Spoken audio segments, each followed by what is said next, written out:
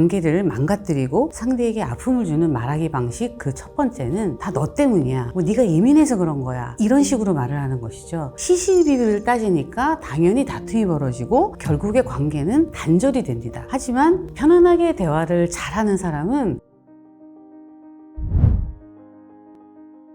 안녕하세요. 책가상 구독자 여러분. 반갑습니다. 저는 34년간 심리치료와 상담 분야에 종사하고 있고 특별히 24년 동안 부부상담 분야에 헌신하고 있는 임상심리 전문가 김선희라고 합니다.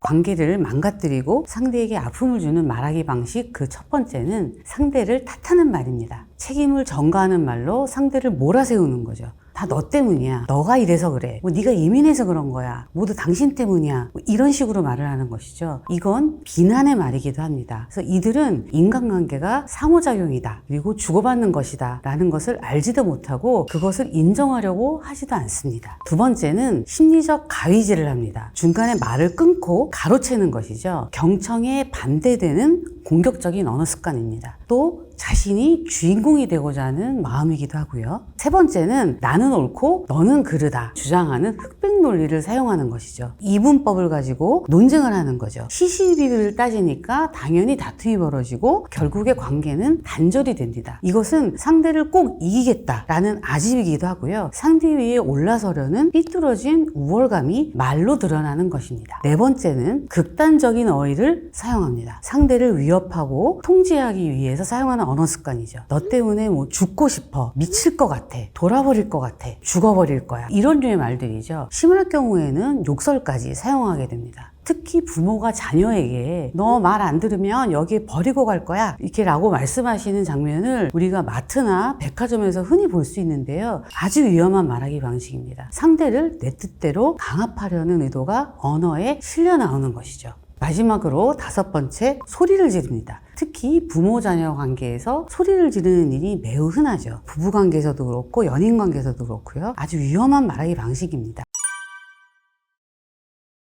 첫 번째, 자기중심성, 두 번째, 고집, 세 번째, 공격성. 이 세 가지 요소가 그들에게 아주 두드러집니다. 이 세 가지는 모든 인간이 지니고 있는 측면이지만 건강한 어른이라면 이것들을 승화시키고 잘 다스리고 스스로 관리를 하죠. 하지만 말을 함부로 하시는 분들, 막말을 거침없이 쓰시는 분들은 이 세 가지 요소가 자신을 지배하고 있는 줄도 잘 모릅니다. 그래서 대화 장면에서 오히려 내가 옳다라는 고집에 아주 단단하게 묶여있을 뿐이죠. 이들은 또 타인에 대한 불신 그리고 경계심도 높은 편이라서 미세한 마찰 상황에서도 공격성이 아주 쉽게 드러납니다. 두 번째는 그 사람의 과거, 즉 성장기 경험을 통해서 그 배경을 찾아볼 수 있습니다. 말을 함부로 하시는 분들 대부분은 성장기 동안에 어루만짐을 받지 못했을 가능성이 큽니다. 즉 훈련을 받지 못하신 분들이죠. 그래서 이것이 성인기 행동 패턴, 감정 양식 그리고 인격의 토대가 되고 밑그림이 되는 것입니다.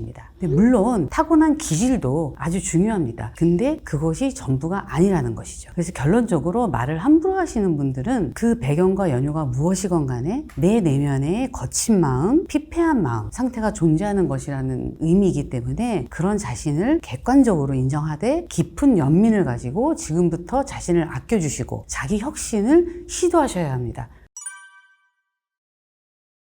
편안하게 대화를 잘하는 사람은 그 대화의 기술이 뛰어나거나 뭐 유려한 말을 잘 골라서 하거나 그런 특별한 사람들이 아닙니다. 더군다나 그들이 자주 쓰는 고급 어휘가 따로 있는 게 아닙니다. 그들의 말이 만들어져 나오는 마음 안에 안정감이 있는 것이죠. 그게 말에 드러나는 것입니다. 자, 그러면 그 안정감이라는 것은 무엇일까? 그 첫 번째, 느긋함입니다. 부드러운 다정함이 있습니다. 영어로는 텐더니스에 해당하는 개념입니다. 그리고 두 번째, 경청이 습관이 되어 있습니다. 세 번째는 좋은 질문을 하는 능력을 가지고 있습니다. 좋은 질문을 한다는 것은 상대를 존중하고 상대에게 집중을 한다는 것이거든요. 관심의 능력이 있다라고 할 수 있습니다. 네 번째는 너는 너, 나는 나 라는 경계를 명확히 긋습니다. 그 분별력으로 해야 할 말과 하지 말아야 될 말을 슬기롭게 구별합니다. 이렇게 경계를 긋는 능력이 목적이 바로 타인 존중 그리고 공감의 시작점이죠. 그래서 이들은 단순하게 말을 잘하는 게 아니라 경청을 하면서 상대의 내면을 헤아리는 사람들입니다. 이럴 때 우리는 대화가 통한다라고 표현을 합니다. 이것이 바로 다정한 교감, 인격적 대화죠. 자, 그러면 이런 인격적 대화를 통해서 무엇이 일어나느냐? 바로 감정이입과 역지사지가 일어나는 것입니다. 즉, 이해받는 경험이 발생하는 겁니다.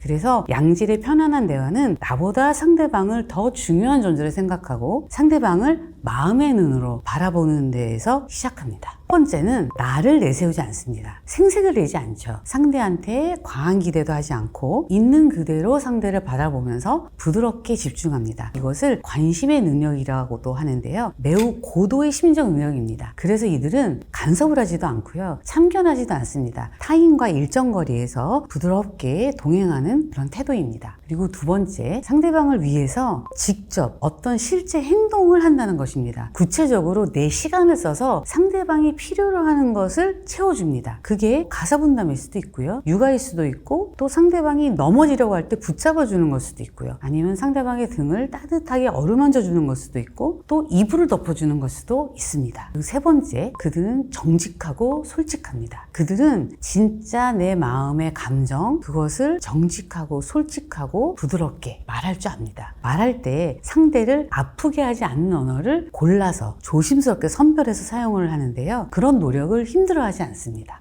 상대를 편안하게 만드는 사람들, 상대와 편안하게 대화하는 사람들의 마음 안에는 다정함이 있습니다. 그럼 다정함이란 무엇일까요? 첫 번째, 말과 행동으로 상대를 소중히 대하는 것입니다. 다정함은 단순하게 상대를 친절하게 대한다, 예의 바르게 대한다, 이런 것을 넘어서는 개념입니다. 우리 주변에 보면요, 밖에서는 막 호인인데, 그리고 모든 이에게 다 친절하신데 집안에 오면 폭군처럼 행동하시고 가족을 함부로 대하고 엄마에게 함부로 말하고 무뚝뚝하고 그런 아버지들이 있습니다. 이건 아주 잘못된 것이죠. 다정함은 가정 안에서 가장 먼저 실천되어야 합니다. 두 번째, 다정함이란 상대를 아끼는 것입니다. 상대를 아끼기 위해서는 상대를 있는 그대로 보는 능력이 필요합니다. 상대를 판단하지 않고 상대를 바꾸려 하지 않고 강요하지도 않습니다. 뭔가를 요구하지도 않습니다. 세 번째, 상대의 아픔과 취약성을 헤아리는 능력입니다. 상대방의 곁에 따뜻하게 머물면서 상대가 혼자가 아니라고 느끼게 해주는 것, 이것이 다정함의 핵심입니다. 그리고 이것이 곧 공감의 핵심입니다. 이러한 공감 경험들이 집 안에서 먼저 시작되고 뿌리 내려져야 합니다. 집안마다 갈등이 불거지는 현실적인 사안과 상황은 다 다릅니다. 경제적인 문제도 있고 고부 갈등도 있고 부부간의 애정결핍의 문제도 있고, 그러나 심리학자들은 그 현실 상황과 사건, 이면, 그 기저의 심리적 메커니즘을 들여다봅니다. 그래야 해결 방안을 찾을 수가 있거든요. 부부싸움 대부분은 첫 번째, 실원바에서 비롯됩니다. 실원바가 무엇이냐면요, 실망이 원망이 되고 원망을 쏟아내면서 상대방을 바꾸려 하는 것입니다. 그러니까 실원바를 기억하셔야 됩니다. 사랑으로 만족했던 관계는 반드시 실망이 찾아오게 되어 있습니다. 타인에게 실망하는 일 자체는 정상 반응입니다. 그런데 실망이 정도 이상으로 누적이 되고 이것을 그때그때 잘 해결하지 못하면 원망감으로 변질이 되고 그 원망감이 또 누적이 되고 그래서 화병도 생기고 점점 내 자신이 적대적으로 변하게 됩니다. 그러면 원망이 화신이 되어서 배우자를 바꾸려 하게 되죠. 어떻게? 내 뜻대로 바꾸려 합니다. 싸움은요, 안 되는 것을 되게 하려고 할 때, 통제할 수 없는 것을 통제하려고 할 때 벌어집니다. 예를 들어서 남편이 아내에게 이제 실망하는 일이 생겨서 한숨을 쉬면서 당신이 이럴 줄 몰랐어 라고 말하거나 내가 당신한테 속았어 이런 식의 얘기를 하거든요. 그러면서 농담 반이야 진담 반이야 이런 식으로 얘기를 합니다. 하지만 아내는 그 말에 밑에 깔려있는 의미를 다 받아들이죠. 내가 그렇게까지 잘못한 거야? 내가 그렇게까지 상대방을 힘들게 했어? 자기 입장에서의 한이 생기게 되죠. 그러면 그런 원망이 이제 쌓여가다가 상대방을 바꾸려는 시도가 이제 말로 나오게 됩니다. 그래서 상대방의 단점, 상대방이 나한테 섭섭하게 했던 점들을 아내도 거친 말로 내뱉게 되죠. 이런 식으로 악순환이 반복이 되는 일들이 일상에서 벌어지기가 쉽습니다. 부부싸움이 격심한 그런 부부들의 두 번째 특징은 끝까지 가기 습성이 있습니다. 잘 굴러가는 부부들은 문제가 없는 부부가 아니고요, 다툼이 생기려고 그럴 때 멈춥니다. 그리고 각자의 자리로 돌아와서 생각을 해보는 거거든요. 근데 부부싸움이 격심한 부부들은 끝까지 끝까지 달립니다. 그래서 관계 초반이나 중반에 멈출 줄 모르고 싸움이 이제 딱 시작이 되면 뭐 2분, 3분, 5분 안에 자동차 가속 페달 밟는 것처럼 쫙 달려나갑니다. 이것을 가속화라고 하는데요. 이런 가속화 특징이 부부싸움을 격심하게 하는 부부들에게 다 공통적으로 있습니다. 그래서 부부싸움이 시작되려고 할 때, 갈등이 시작되려고 할 때 이 끝까지 가는 것을 멈추는 심리적인 브레이크가 마음에 있어야 됩니다. 이것을 우리가 만들도록 일상생활에서 노력을 하셔야 돼요. 마지막으로 세 번째, 부부싸움 지나치게 격심하다면 개인의 성장기를 살펴보셔야 합니다. 내 내면에 제대로 해결되지 못한 어떤 응어리, 과거의 갈망, 애정결핍이 억압되어 있는 것은 아닐까? 그걸 생각해 보실 수 있어야 하거든요. 이것이 현재의 애정관계인 부부관계의 성인판으로 언제든지 부활이 돼서 나타납니다. 근데 그게 과거를 떠올리게 하는 어떤 작은 자극을 만나게 되면 그게 아무리 작은 사소한 자극이라 하더라도 과거의 버튼이 눌러지면서 이렇게 팍 터져 나오는 거죠. 그래서 과거의 가족관계에서 비롯된 그런 마음의 그 상처가 깊을수록 그 힘은 현재 내 부부관계에 지대한 영향을 미칩니다. 제가 올해로 부부 상담 24년 차인데요. 제가 긴 시간 수많은 부부들을 상담하면서 깨달은 부부관계의 핵심은 두 사람이 함께 공동 성장하는 관계라는 겁니다. 부부는 역경과 고난을 통해서 성장하고 그 역사를 써내려가는 겁니다. 그래서 부부에는 일반적인 사랑이 아니라 그 어떤 것과도 바꿀 수 없는 연민 어린 이해 그리고 진정한 헌신이라고 할 수가 있어요. 삶의 무게와 고통을 분담하는 부부의 사랑, 이게 부부의 핵심입니다. 그들은 공감의 언어를 사용합니다. 그 첫 번째는 고맙다, 당신 덕분에. 이 말을 자주 사용합니다. 바쁠 텐데 전화해줘서 고마워. 아까 화낼 수 있었을 텐데 참아줘서 고마워. 뭐 이런 식으로 사이좋은 부부들은 상대방의 작은 행동도 결코 당연시하지 않습니다. 두 번째는 오늘 하루 어땠어? 라는 질문을 자주 합니다. 하루라는 일상을 소중히 여기는 마음에서 나오는 질문인데요. 그 질문으로 인해서 가족애와 부부애가 아주 부드럽게 자리 잡게 됩니다. 부부라 하더라도 하루에 만났다가 헤어졌다, 만났다 헤어졌다를 반복하게 되잖아요. 이제 그때 배우자에게 오늘 하루 어땠어? 라고 열린 질문을 하는 거죠. 그러니까 상대에게 초점을 맞추고 상대가 오늘 하루 일상의 스트레스, 그것을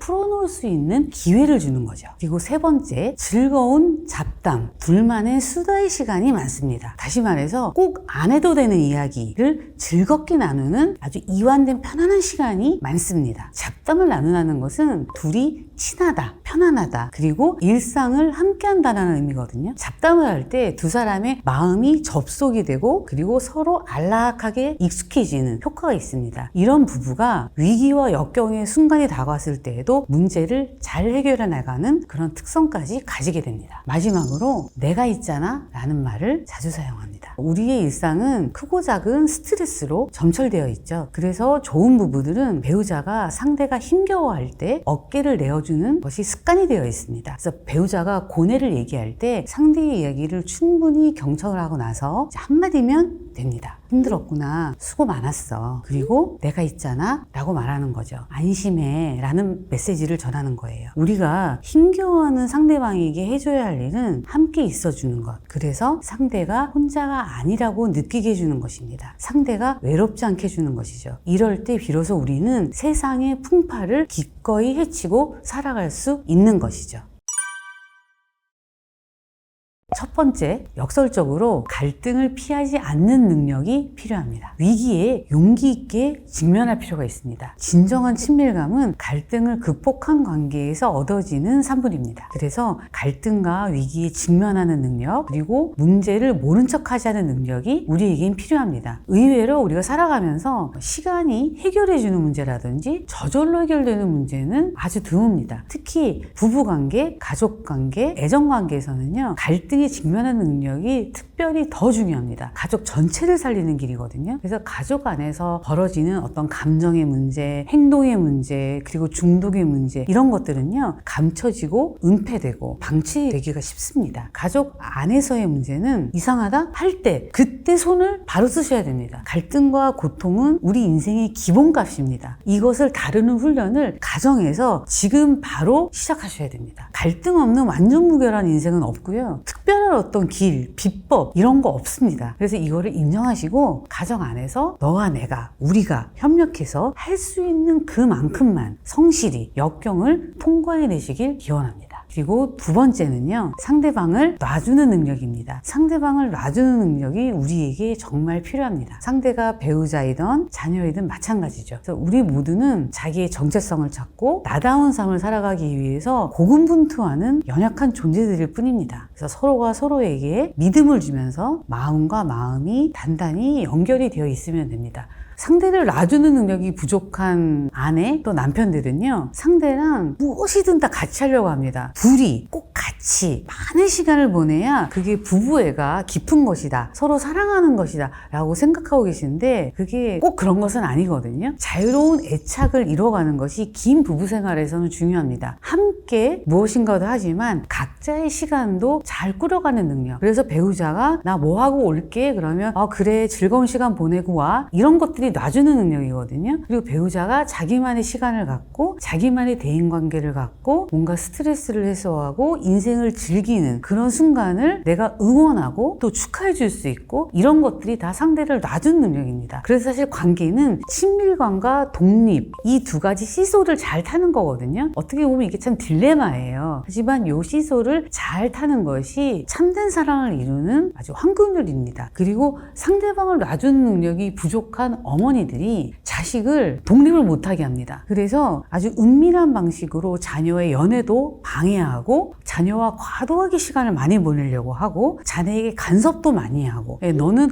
엄마 없으면 뭐 그게 될 줄 알아? 엄마 말만 들어. 뭐 이런 식으로 자녀를 성인이 되었는데도 붙잡고 놔주지 않는 부모들이 있습니다. 그러면 부모 자녀 관계는 기형화됩니다. 빈둥지 증후군이라는 말이 있습니다. 중년기 엄마들이 자녀들이 성인이 되어서 떠나갈 때 그것을 소화하지 못하는 그런 현상을 일컫는 말이거든요. 빈둥지 증후군 자체는 있을 수 있는 일입니다. 하지만 그것도 중년으로서 내가 나이 들어가는 노화되는 과정 중에 의젓하게 다스려야 되는 하나의 심리적 발달 과업입니다. 그래서 그럴 때 자녀의 심리적 독립을 저지하는 게 아니라 내 자리로 돌아와서 나의 심리적 독립을 챙기셔야 합니다. 이것이 진정으로 상대방을 놔주고 나도 건강하게 성숙할 수 있는 그런 방법입니다.